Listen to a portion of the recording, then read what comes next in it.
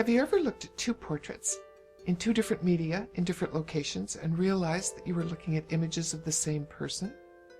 My name is Ruth Dwyer. I'm an art historian, and that's what happened when I was looking very closely at the Ravenna Mosaic of Justinian's Imperial Panel and realized that the man standing next to Justinian was none other than Boethius. This is an analysis of that discovery.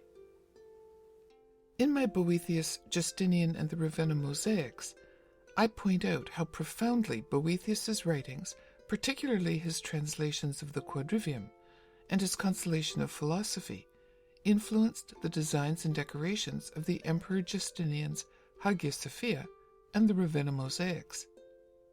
It is my belief that the man standing next to Justinian is the philosopher and scholar Boethius.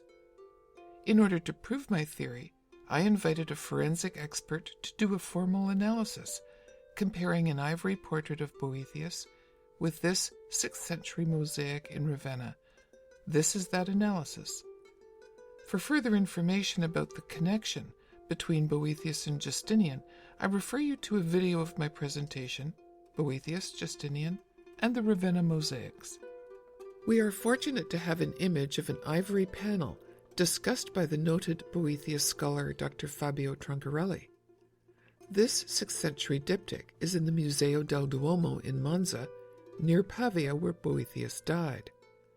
Dr. Troncarelli has made a convincing argument that this was Boethius near the time of his death in 524 or 525.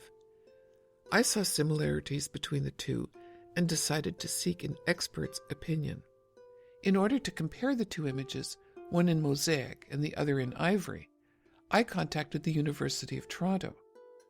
Geneviève Malta-Lapointe is a specialist in craniofacial morphology for the purpose of identification through forensic facial reconstruction. She compared the two portraits. There are striking similarities. Indeed, she has said that the match between the two portraits is good, and they seem to be the same person. Here are the comparisons.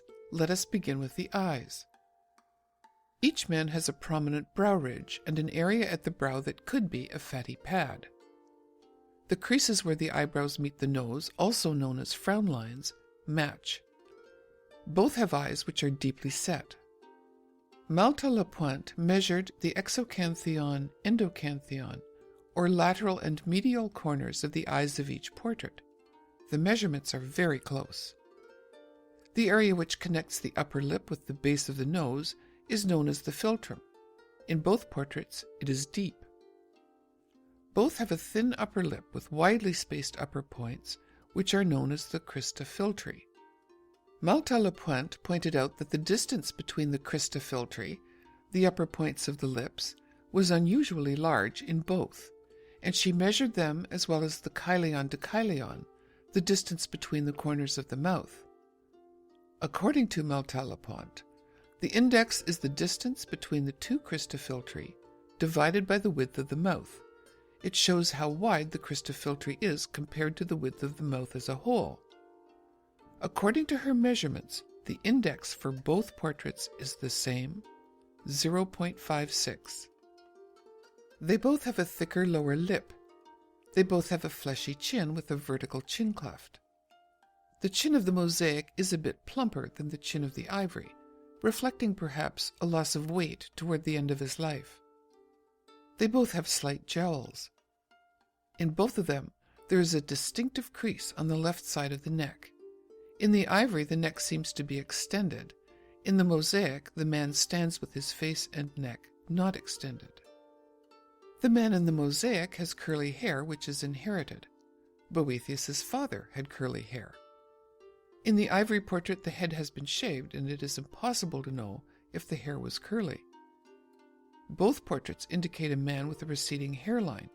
In the ivory, the hairline appears to have receded further, but that means only that the portrait was, again, of a man closer to the end of his life.